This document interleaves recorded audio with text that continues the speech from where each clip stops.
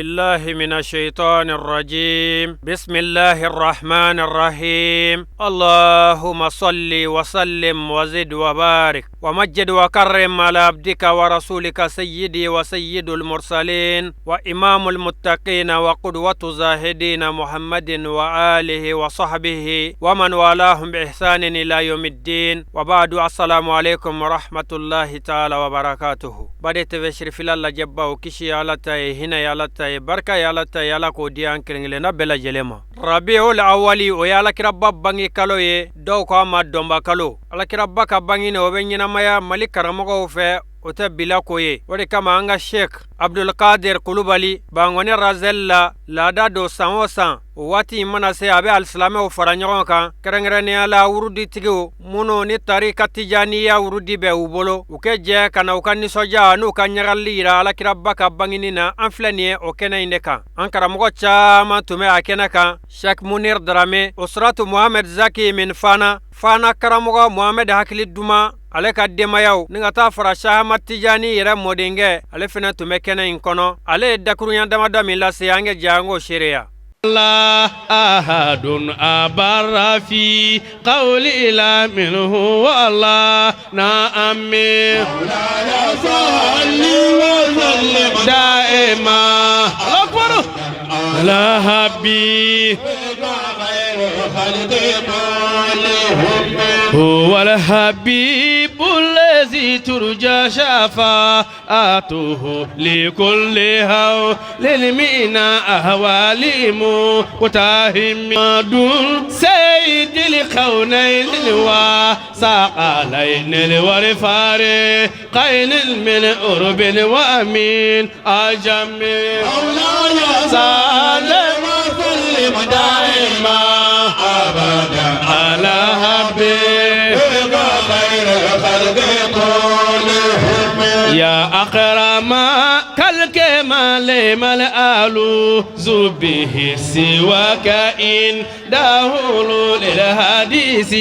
آمين مولاي صل وسلم دائما أبدا على حبيبك خير خلق كلهم فمبلغ العلم فيه أنه بشر فمبلغ العلم فيه أنه بشر فمبلغ العلم فيه أنه بشر وأنه خير الخلق اللاحق لهم سيد البشري على حبيب هذا الذي كنت أهواه وفوزت به يا فرحاتي أنفسلي يا فرحاتي تسلي لكورو على حبيب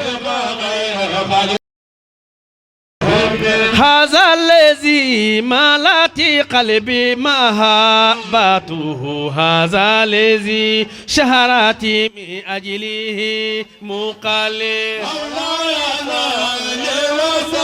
دائما على حبيب هذا الذي إن ما شاف رمل الله أثر يرى الله ويرى في صقر والجبل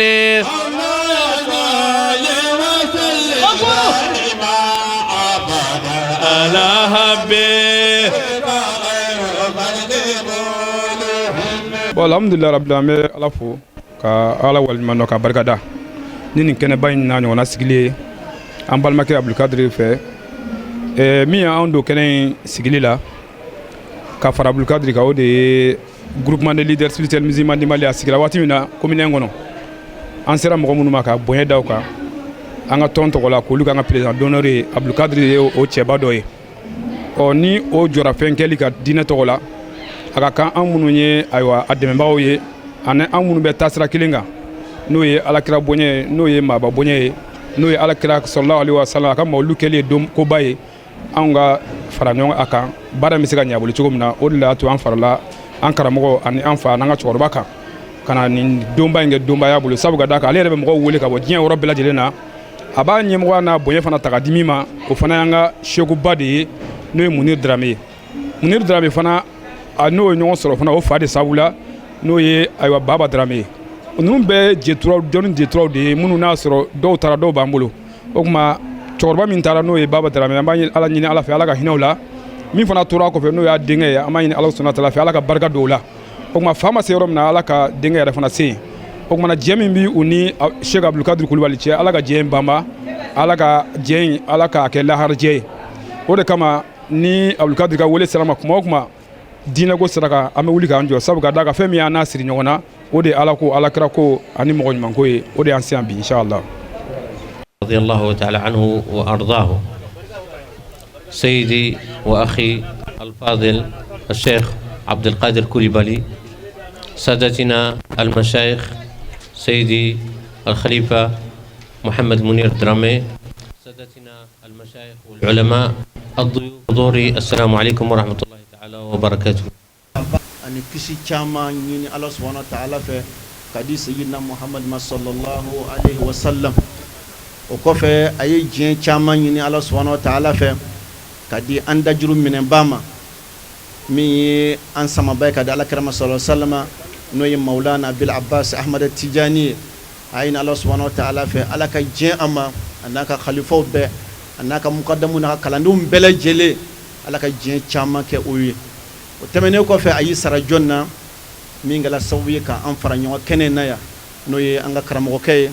نوي الشيخ عبد القادر كولوبالي أي سراولا كي سرجنا أنغا خليفة مي أمبلا جلي دجرو من باي الشيخ بابا درامي كا بلاسرالو سركا نوي الشيخ محمد منير درامي كوفي أي سرجنا با فيون فنانا فرا نون كننايا نو ka Allah subhanahu wa ta'ala tafo ay saraw don baw bela jelela ani almamunum bi kenakaya ani naba kelengele bela jele chefara musoka ay sara bela ka bedo kiramantuna ka bela jele foni kishi fuli no assalamu alaikum wa rahmatullahi wa barakatuh. أن أهنئكم وأهنئ نفسي باسمي وباسم الخلافة العامة للطريقة التجانية وباسم كافة أحفاد سيدنا ومولانا سيد أحمد التجاني رضي الله تعالى عنه بمناسبة المولد النبوي الشريف أعاده الله سبحانه وتعالى علينا وعليكم وعلى الأمة الإسلامية باليمن والخير والبركات. آمين. أبكماني أيرة تقو بركة ماي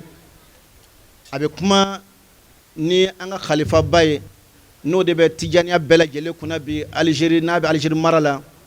abi kuma ni o toko barka may chama tiani mode fen be akoy abi kuma no lu bela jele toko barka may ka alle yere kun ani aw yere bela jele tare ni mawludu ye ka bela jele nusoja ni mawludu kalon nani na do nani ka ba ina Allah subhanahu wa ta'ala fe ni dum barka may ala ka nyona chama segi kana amaya ni barkay ni hero chamay ni makudlawye ni lañini bela jele soroli. وأحب أيضا أن أشكر دعوة أخونا الفاضل الشيخ عبد القادر كوليبالي، دعوته لنا ولكم جميعا لحضور هذه الزيارة وهذه المناسبة العظيمة، ونحن نعرفه منذ زمن بابا درامي رحمه الله، ونعرف علاقته وعلاقة الأسرة بالأسرة درامي كلها، فنحمد الله سبحانه وتعالى على هذه الرابطة الأسرية والرابطة الروحية التي تجمعنا كل سنة في هذه المناسبة، فجزاه الله عنا وعنكم كل خير.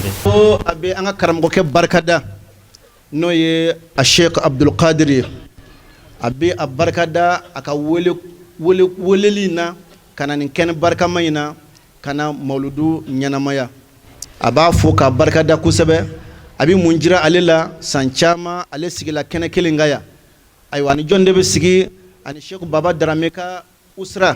aka du anaka kalando na bonaw anaka kanumbaw ulu de be fara nyonga ni kene kelingaya obi munjira ala ba jira ka fo tingele ani kanu obele bade be ani duinche no Sheikh Baba Darame ka duye o kanu mimi on nyonga nche no o keme ka to ami sigi kene ngaya ka fara Sheikh Baba Darame ka duye reka aba yin Allah subhanahu wa ta'ala fe ala ko kanu jidi ala ka o kanu bamba ka barka dake Abdul Qadir ka yin Allah subhanahu wa ta'ala fe Allah subhanahu wa ta'ala ka yin fon dama abi fen fen yin herala ala ko ke anaye وبما أن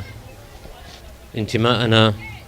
للدين الإسلامي وانتماؤنا للطريقة التيجانية يحملنا دائما على تمجيد مناسبة مولد النبي صلى الله عليه وسلم حبا وكرامة له صلى الله عليه وسلم. وأيضا نحب أن تكون لنا هذه المناسبات ليست مناسبة المولد النبوي الشريف فقط، بل جميع مناسباتنا الدينية والعقائدية والروحية أن تجمعنا ونجتمع في هذه المناظر الجميلة التي نجلس فيها مع بعض نتقاسم فيها الأذكار والعبادات والصلوات والمواعظ. ni an bɛɛ lajɛlen ɲɔgɔn sɔrɔ yan ka taa sɔgɔma fɔ sisan an bɛ kɛnɛ na yan ni ɲɔgɔnna caman fana kɔnna bi ta ɲɛ a ko a bɛ mun jira ale la a b'a jira la k'a fɔ an bɛ ka damuyali min kɛ ka na silamɛya diinɛ ma diinɛ y'an kɛmɛ k'a faamu a ka d'an ye an bɛ ka damuyali min kɛ ka na kira seyidina Muhamadu sallallahu alaihi wasallam ka mantonya ma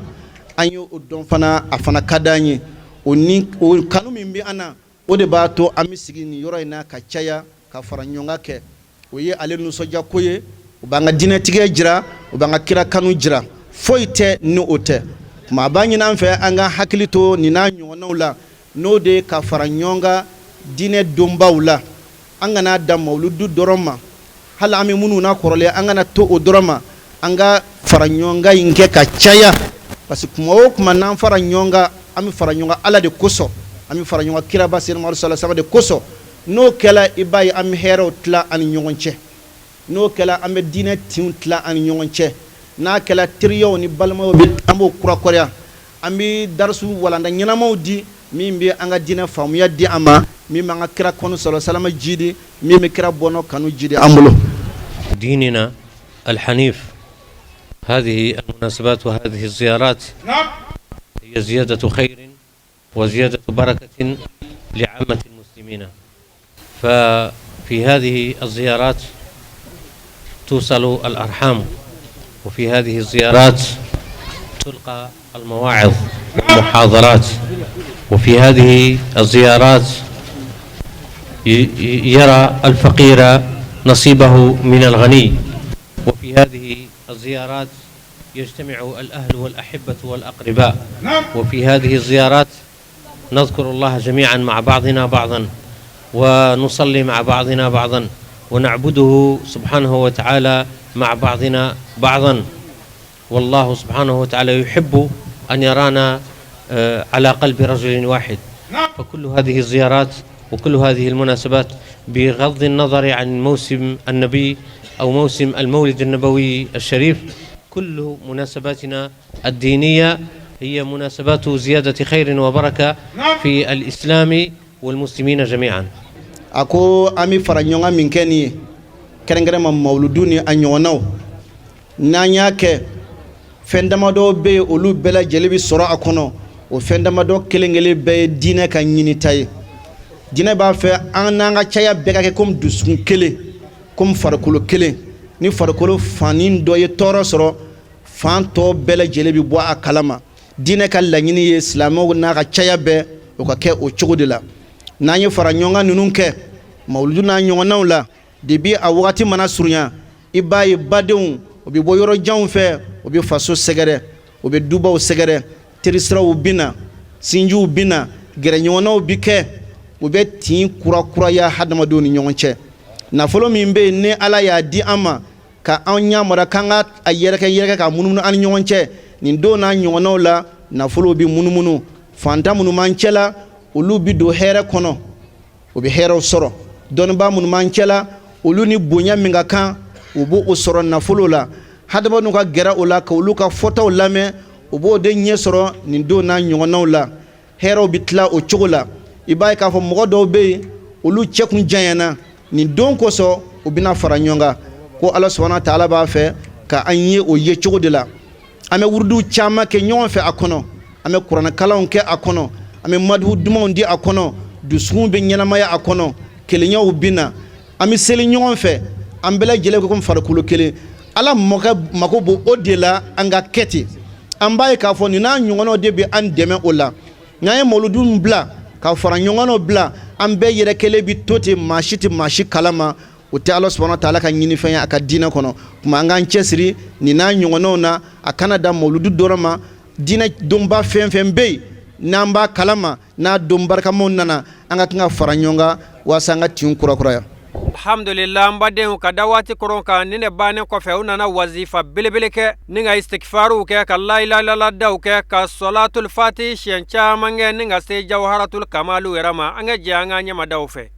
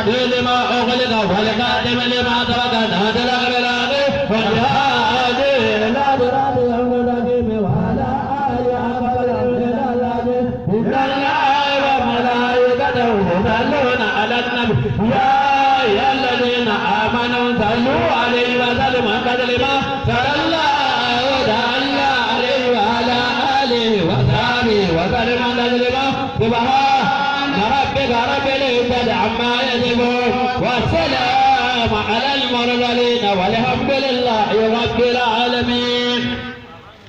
فكم من آمنوا بسيده فاتبك في سيده محمد وفي سيد المعركة من مغرب فلن ونزل من على كفر حمد وقبل أبي قبل وقبل أبي عبد فكم سيده آمنوا بسيده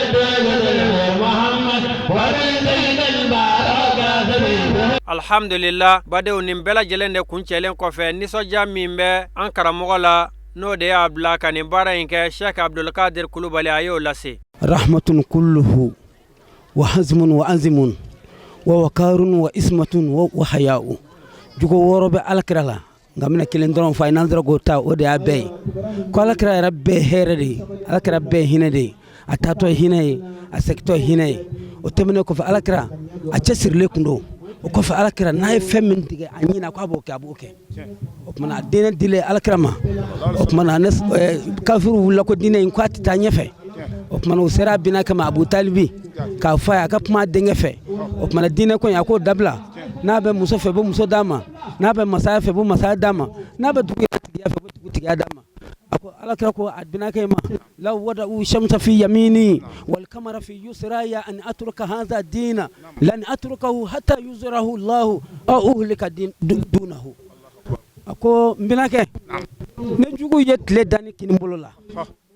ka kalo dani no molola kon kan dina ndo inda tu fiyo fala ka bangi wal man rek halaki ma wara kana dina ndan ko fe o mamna ala kala fop mamna bina ka nya do ka fo cien la denga be minga ciendo o mana on mimbe on nabi ma be jelele kama muzabuzabu mbe ya mve yota ni tle kinye shi fema ala bonye bulu ko so ala kala demena ole kaso dina sira on ma bi o halbi abakata o anga misale mi no yanga shirfke bo sherifu haidara chesiri ayo deke ayata kena ka benyana abika domna karam ga toro chamanda de o nga kira le deke kata o nga bima nyina ma wulu kira joli akara wasaye benana benana o mana nya nyini ala kira modo befe ne me min damne ko laba ni kira jen baro barala ni ya laba wallahi bi wasa sorala hali an yurukan dia ne ayi ni tiana mi ne fla ta soro fiki bedi shek tanima ni beda ma araba bedima mana shairuko أيها المستقي وما بك داء كن جميلا ترى الوجود جميلا أكون جين ري ومن أكون جين من نسبي نيام من نسبي ري بيجين سرعة كنوع نيام من تلونج بيجلا يلا ويرى شوك في الورود ويا ما أن يرى فوقه ندى إكليلا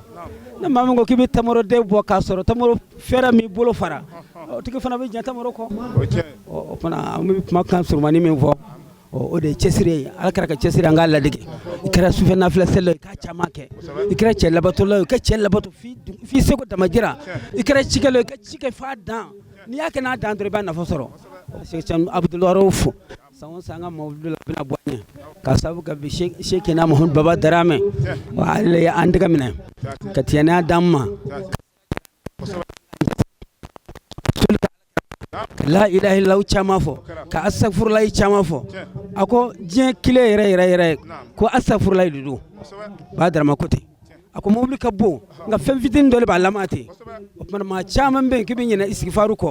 kasoro afara nabila nunga mugoye man fakultu astaghfiru rabbakum innahu kana ghafara yursilu samaa alaykum midrara wa yumdidukum bi amwalin wa banina wa yaj'al lakum jannatin wa yaj'al lakum anhara na yafu astaghfirullah mi yafama na ya fa astaghfirullah mi de dama na ya fa astaghfirullah min nafulo dama na ya fa astaghfirullah min nagfuru la jen la har la banda so sorala opmana mo bita yoro jana ka soro isfaru yere ala jen dama ka